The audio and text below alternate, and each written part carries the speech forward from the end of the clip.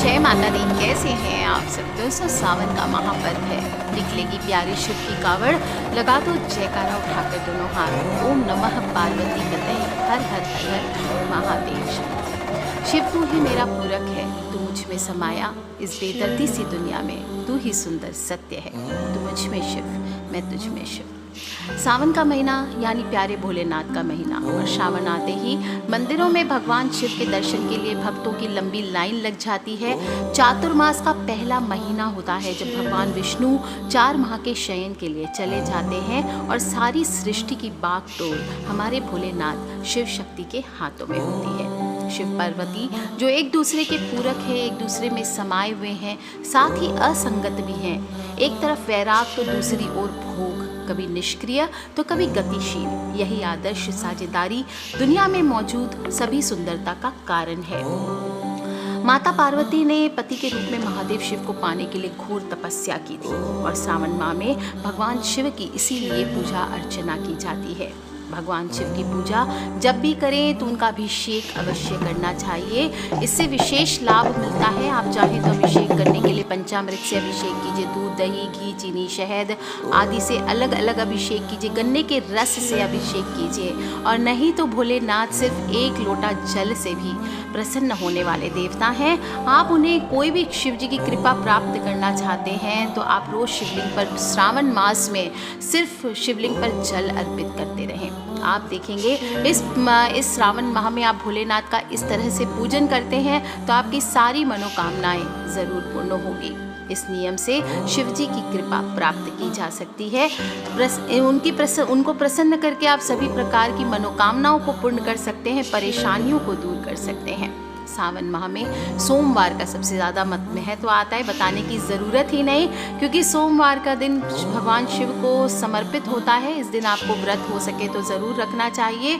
इस दिन कम से कम नमक और अन्न ग्रहण ना करें। सोमवार के दिन सुबह जल्दी उठें, स्नान करें, नित्य कर्मों से निवृत्त होकर के शिव जी के मंदिर जाएं, व्रत का संकल्प करें, और एक समय प्रदोष काल में यानी शाम के समय आपको पूजन करके उनका भोजन करना चाहिए। इस दिन फलाहार किया जा सकता है, दूध का सेवन किया जा सकता है, और संकल्प के बाद शिवलिंग पर जल अर्पित करना चाहिए। गाय का दूध अर्पित करें। जल, दूध, दही, शहद, घी, चीनी, इत्र, चंदन, केसर, भांग, धतूरा, ये सभी चीज़ें मिलाकर या तो एक साथ या फिर आप अलग अलग भी चढ़ाकर शिवलिंग पर अभिषेक कर सकते हैं। इन चीज़ों को से इसके बाद पुष्प के हार चढ़ाएं, चावल ज़रूर चढ़ाएं, बिना टूटे हुए चावल आपको चढ़ाने चाहिए। अक्षत और चंदन, बेलपत्र, मिठाई सामग्री आदि आपको चढ़ानी चाहिए। भांग धतूरा उन्हें बहुत प्रिय है, अगर आपको अवेलेबल होता है तो आपको ज़रूर चढ़ाना चाहिए। 5 बेलपत्र कम से कम ज़रूर चढ़ाना चाहिए। जिन लोगों को भी बेलपत्र नहीं मिलते हैं, आप सिद्ध करके चांदी के बेलपत्र घर पे रख सकते हैं, वो भी चढ़ा सकते हैं, इससे भी लाभ मिलता है। और भोलेनाथ का इस प्रकार श्रृंगार करना चाहिए। आदि शक्ति के कहने पर देवताओं ने भगवान शिव के सिर पर भांग धतूरा बेलपत्र रखा था और निरंतर जल अभिषेक किया था सावन के महीने में, जिसकी वजह से विष पीने की वजह से जो उनके मस्तिष्क का ताप बढ़ गया था वो कम हुआ था। इसीलिए इस समय भांग धतूरा ज़रूर चढ़ाना चाहिए।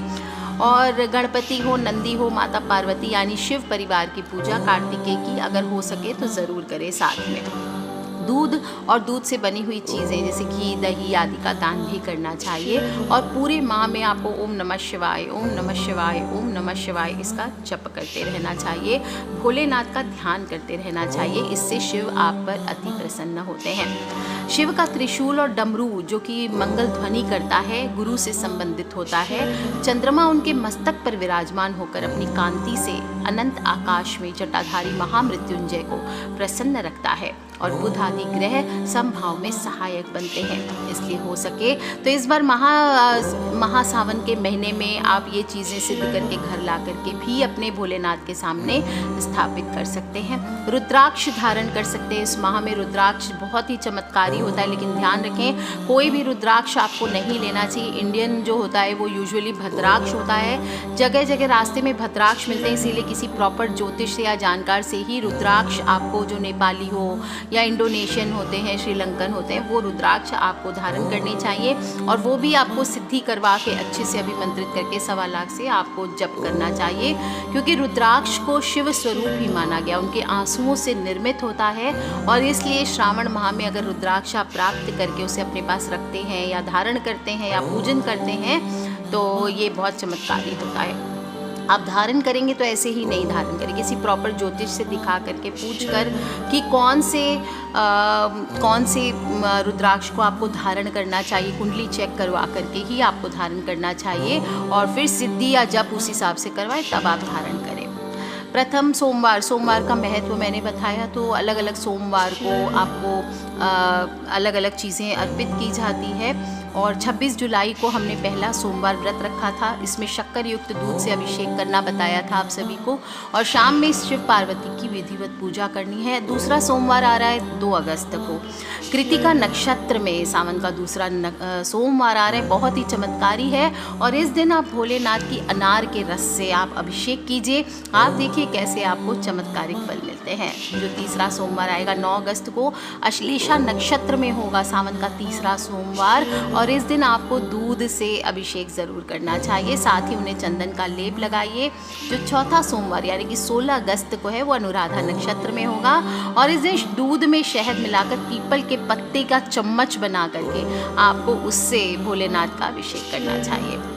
आपको ये भी ध्यान रखना है, जो आप अभिषेक करेंगे, पूजन करेंगे, सबके साथ काफ़ी बार पूजा के फल की प्राप्ति नहीं होती है। तो क्यों नहीं होती है, कुछ बातों का विशेष ध्यान रखना चाहिए, क्योंकि वो रुद्र भी हैं, शिव हैं और साथ में रुद्र भी हैं, एंग्री हैं, तो आपको उनका ध्यान रखना चाहिए, वो क्रोधित ना हो जाएं।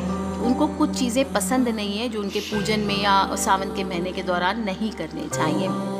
एक तो अपना व्रत रखें या ना रखें, तामसी भोजन इस माह के दौरान ना करें, मांस मदिरा ये चीज़ों का सेवन आपको बिल्कुल नहीं करना चाहिए। कुछ लोग कहते हैं कि शिव तो भांग खाते थे, ये खाते थे, आपने कभी देखा नहीं कि वो चिलम पीते थे या भांग खाते थे। ऐसी चीज़ों को बढ़ावा ना दें। शिव जी बिल्कुल ध्यान योग में रहते थे, ध्यानी थे, योगी थे, सबसे बड़े योगी थे, पृथ्वी के ऋषि थे, मुनि थे। आपको उनके जैसा बनने के लिए संन्यास के तरह बिहेव करना चाहिए, अपनी बुरी जो तामसी आदतें हैं उनको त्याग करके ध्यान अवस्था में रहना चाहिए। ये शिव की सच्ची श्रद्धा है। और शिव जी को आप जब भी अर्पित करते हैं कुछ भी चीज़ें तो उसमें ध्यान रखें। जैसे फूल की बात करते हैं तो फूल में आपको बता दूं, केतकी हुआ, चंपा हुआ, ये फूल आपको वर्जित बताए गए हैं। ये फूल कभी भी नहीं चढ़ाने चाहिए शिवलिंग पर। हालांकि वाइट फूल चढ़ाए जाते हैं, लेकिन केतकी के फूल को श्राप दिया हुआ है शिव जी ने। और कहा जाता है कि एक बार ब्रह्मा जी और विष्णु जी में विवाद जब हुआ था कि दोनों में श्रेष्ठ कौन, तो ब्रह्मा जी सृष्टि के रचयिता होने के कारण अपने आप को श्रेष्ठ होने का दावा करने लगे, और भगवान विष्णु पूरी सृष्टि के पालनकर्ता के रूप में अपने आप को सर्वश्रेष्ठ कह रहे थे। अब जब दोनों में विवाद हुआ तो वहाँ पर उस समय एक विशाल लिंग प्रकट हुआ, और ये सहमति हुई कि दोनों में से इस लिंग के छोर का जो पहले पता लगाएगा वही सर्वश्रेष्ठ माना जाएगा। दोनों देवता शिवलिंग की विपरीत दिशा में शिवलिंग के छोर को ढूंढने निकले, लेकिन काफ़ी समय निकल गया, किसी को भी इस शिवलिंग का छोर नहीं मिला। इस कारण पहले विष्णु जी लौटे और उसके बाद ब्रह्मा जी। लेकिन ब्रह्मा जी ने लौटने के बाद विष्णु जी से कहा, वो शिवलिंग का छोर पर पहुंच गए थे और उन्होंने केतकी के फूल को पहले ही समझा दिया कि तुम मेरी हाँ में हाँ मिला देना। लेकिन ब्रह्मा जी के असत्य कहने पर शिव जी प्रकट हुए और ब्रह्मा जी का एक सिर काट दिया और केतकी के फूल को श्राप दिया कि मेरी पूजा में केतकी के फूलों का इस्तेमाल नहीं होगा। और इसी श्राप की वजह से केतकी के फूलों को आज भी भगवान शिव की पूजा में नहीं चढ़ाया जाता, केवड़ा भी नहीं चढ़ाया जाता। ये अत्यंत सुगंधित होता है, इससे मोह माया की ओर ध्यान आकर्षित होता है। जबकि शिव जी भोलेनाथ है, सन्यासी है, वैरागी हैं, उनको ज़्यादा स्ट्रॉन्ग स्मेल की चीज़ें नहीं चढ़ानी चाहिए, इसलिए केवड़े का फूल भी उनको नहीं चढ़ाया जाता है। अच्छा, नारियल, काफ़ी लोग मैंने देखती हूँ अक्सर नारियल चढ़ा देते हैं। नारियल का पानी नहीं चढ़ाना चाहिए, ये पूजा में वर्जित होता है। नारियल को देवी लक्ष्मी का प्रतीक माना गया है, जिनका संबंध भगवान विष्णु से है, इसलिए शिव जी को ये अर्पित करना अशुभ माना जाता है। शिव जी की पूजा में कभी भी नारियल पानी ना चढ़ाएं, तुलसी के पत्ते भी ना चढ़ाएं, क्योंकि ये आप सभी को पता है कि जालंधर नाम के असुर भगवान के हाथों से मारा गया था और जालंधर को वरदान मिला था कि उसे अपनी पत्नी की पवित्रता की वजह से कोई भी उसे पराजित नहीं कर सकता। लेकिन असुर जालंधर को मारने के लिए भगवान विष्णु और शिव जी ने योजना बनाई थी और असुर जालंधर की पत्नी वृंदा का भगवान विष्णु ने पतिव्रत धर्म भंग किया और जालंधर की मृत्यु तब शिव जी के हाथों हुई। और ये खबर जब वृंदा ने सुनी तो वृंदा ने आत्महत्या कर ली और उस जगह तुलसी का पौधा उगाया। तब वृंदा ने शिव जी को श्राप दिया था कि उनकी पूजा में तुलसी की पत्तियां वर्जित रहेगी। इसी प्रकार भोलेनाथ की पूजा में हल्दी को भी वर्जित माना गया है। हर मांगलिक कार्य हो, शुभ कार्य हो, धार्मिक कार्य हो, हल्दी सबसे पहले हम, और अभी कोरोना काल में तो हल्दी का महत्व हम सब जान चुके हैं, लेकिन भोलेनाथ की पूजा में हल्दी नहीं चढ़ाई जाती है। हालांकि ये महिलाओं की सुंदरता को बढ़ाने के लिए इस्तेमाल होती है, लेकिन शिवलिंग जो होता है वो पुरुषत्व का प्रतीक होता है, इसलिए हल्दी शिवलिंग में नहीं चढ़ाई जाती है। गंध और औषधि के रूप में भी प्रयोग करते हैं और इसलिए शिवलिंग पे आपको हल्दी नहीं चढ़ानी है। इसी तरह से आप कुमकुम भी ना चढ़ाएं। कुमकुम को भी महिलाओं का श्रृंगार माना गया है। आप इसे पार्वती माता को अर्पित कीजिए, आपको शिवलिंग पर नहीं चढ़ानी है। जलाधारी पर आप हल्दी हो, कुमकुम हो, लाल चंदन हो, ये चढ़ा सकते हैं, क्योंकि जो शिव लिंग होता है वो शिव जी का प्रतीक होता है और जो जलाधारी होती है वो माता पार्वती का प्रतीक होती है और इस पर हल्दी आप चढ़ानी ही चाहिए। और भोलेनाथ वैरागी हैं, इसलिए ये चीज़ें गृहस्थ की मानी गई। इसी प्रकार लाल चंदन को भी सौभाग्य का प्रतीक मानते हैं। शिव जी को लाल चीज़ें अर्पित ना करें। शिव जी की पूजा में शंख का उपयोग भी वर्जित बताया गया है। उन्होंने शंखचूड़ नामक राक्षस का भी वध किया था, त्रिशूल से वध किया था, जिसके बाद उसका शरीर भस्म हो गया था और इस भस्म के कारण ही शंख की उत्पत्ति हुई थी। तो शंख को उसी असुर का प्रतीक माना जाता है। जालंधर जो शंखचूड़ राक्षस था उसका प्रतीक माना जाता है। वो विष्णु भगवान का भी भगत था, इस कारण शिव जी की पूजा में शंख का भी उपयोग नहीं किया जाता, शंख से जल अर्पित नहीं किया जाता। शिव जी की पूजा में वर्जित है तिल भी। विष्णु भगवान के मैल से उत्पन्न हुआ था, इसलिए उनकी पूजा में तिल का भी उपयोग नहीं किया जाता है। अगर बेलपत्र और फूल ना हो तो आप काले तिल पापनाश के हिसाब से चढ़ा सकते हैं। ये बहुत डिस्प्यूटेड है, कहीं पर लोग तिल चढ़ाते हैं, कहीं पर नहीं चढ़ाते हैं। पर्सनली मैं मानती हूँ कि काले तिल चढ़ाने चाहिए, इससे सभी प्रकार के कलेश समाप्त होते हैं। मानसिक और शारीरिक तौर पर मनुष्य स्वस्थ रहता है, तकलीफ़ों से राहत मिलती है। और अगर कुंडली में शनि दोष है तो पीड़ा दे रहा है, तब शिवलिंग पर काले तिल मिलाकर जल चढ़ाना चाहिए, इससे तुरंत राहत मिलती है। शिवलिंग पर बेलपत्र भी ज़रूर चढ़ाना चाहिए, नहीं तो कहा जाता है इससे पूजा का फल नहीं मिलता है। आप बेलपत्र 1 या 2 ना चढ़ाएं, ये ध्यान रखें। कम से कम 3-5 ऐसे बेलपत्र आपको चढ़ाने चाहिए। सबसे अच्छा होता है 5 बेलपत्र चढ़ाना। ओम नमः शिवाय बेलपत्र पे लिखिए, राम राम लिखिए और फिर उन पत्तों द्वारा माला बनाकर या फिर ऐसे ही जो चिकना भाग होता है उसको शिवलिंग के ऊपर रखते हुए आपको अर्पित करना चाहिए। ध्यान रखें पत्ते कहीं से भी कटे फटे नहीं होने चाहिए। जो पहले के चढ़ाए हुए पत्ते हैं उन्हें आप धो करके वापस से यूज़ कर सकते हैं, क्योंकि बेलपत्र बासी नहीं माने जाते हैं। जब आप शिवलिंग पर चंदन लगाते हैं तो आपको अनामिका उंगली से ही चंदन लगाना चाहिए। इसके अलावा किसी दूसरी उंगली से चंदन नहीं लगाना चाहिए, क्योंकि पूजन के लिए अनामिका उंगली ही ठीक मानी जाती है। अब सबसे इम्पॉर्टेंट चीज़ अक्षत का महत्व। चावल बहुत इम्पॉर्टेंट होता है। कहा जाता है शिव जी पर 1 मुट्ठी चावल चढ़ा दीजिए मनोकामना बोलते हुए, और बाद में बचा हुआ चावल 1.25 किलो चावल में से आप किसी गरीब को दान दीजिए, आपकी मनोकामना ज़रूर पूर्ण होती है। इसलिए महादेव या शिवलिंग के ऊपर चावल ज़रूर चढ़ाने चाहिए, लेकिन चावल चढ़ाते समय ध्यान रखें कि वो टूटे हुए ना हो, ये समूचे होने चाहिए चावल। ऐसा अक्षत चढ़ाने से जातक पर भोलेनाथ के साथ साथ देवी लक्ष्मी की भी कृपा बनी रहती है। मात्र 5 दाने चावल भी आप लोग चढ़ा सकते हैं, इससे भी अपार ऐश्वर्य की प्राप्ति होती है, क्योंकि चावल को क्या है, श्रेष्ठ अन्न, देव अन्न ये कहा गया है। और इसे सुगंधित द्रव्य चंदन के साथ मिक्स करके आप अर्पित करें, और इस तरह से आप ओम नमः शिवाय का जप करते हुए चावल ज़रूर चढ़ाएं, तो आपके कहा जाता है कि आपकी सभी मनोकामनाएं पूर्ण होती है। अन्न जब आप अर्पित करते हैं शिवलिंग पर तो आपको ये भाव होना चाहिए कि हे प्रभु, जो कुछ भी अन्न हमें प्राप्त होता है वो आपकी कृपा से ही मिलता है, इसलिए ये मैं आपको अर्पित करता हूँ। इसी भावना से आप चढ़ाएं। और सफ़ेद रंग को वैसे भी शांति का प्रतीक माना जाता है। पूर्ण चावल जो होते हैं वो पूर्णता के प्रतीक होते हैं। आपके जीवन में जो भी आप कार्य करते हैं उसको पूर्णता प्रदान करते हैं, शांति प्रदान करते हैं। चावल के 5 दाने भी अगर आप चढ़ाते तो उतना ही फल देते हैं जितना कि एक चुटकी चावल या एक मुट्ठी चावल। और पूरी श्रद्धा से ये श्रावण माह में आप जल के साथ चावल ज़रूर अर्पित कीजिए और देखिए आपके इष्ट देव का चमत्कार क्या होता है। कुछ ना भी हो, कई बार फूल नहीं होते, बेलपत्र नहीं होता, तो आप दाल के पत्ते कहा जाता है, और कुछ ना हो तो अरहर दाल के पत्ते या अरहर की दाल भी आप चढ़ा सकते हैं। इससे भी जीवन में धन, ऐश्वर्य और सुख समृद्धि में वृद्धि होती है, दुखों से राहत मिलती है। कोई विशेष कार्य पूरा ना हो रहा हो आपका या बहुत ज़्यादा कोई तकलीफ हो गई है तो मूंग की दाल भी चढ़ा सकते हैं। इससे भी भोलेनाथ अति शीघ्र प्रसन्न होते हैं, मन मांगी मुराद पूरी करते हैं। नियमित तौर पे नहीं भी कर सकते, सावन में सोमवार के दिन कीजिए। कुछ लोगों को संतान सुख प्राप्त नहीं होता किसी भी प्रकार से, चाहे संतान हो या ना हो, या फिर प्राप्त करना चाहते हो, या संतान है पर उससे दुखी हैं आप, या संतान के करियर में प्रॉब्लम्स है, तो आपको भोलेनाथ पर गेहूं चढ़ाना चाहिए। इससे जातक को कुल का मान बढ़ाने वाली संतान का सुख मिलता है। इसके अलावा भोलेनाथ पर जौ भी चढ़ा सकते हैं, इससे भी परिवार में सुख समृद्धि का आशीर्वाद प्राप्त होता है। ध्यान रखें जो भी चढ़ाते हैं, प्रसाद जो होता है, अगर शिवलिंग का निर्माण साधारण पत्थर, मिट्टी या चीनी मिट्टी से हुआ है तो उस शिवलिंग पर चढ़ा हुआ प्रसाद नहीं खाना चाहिए।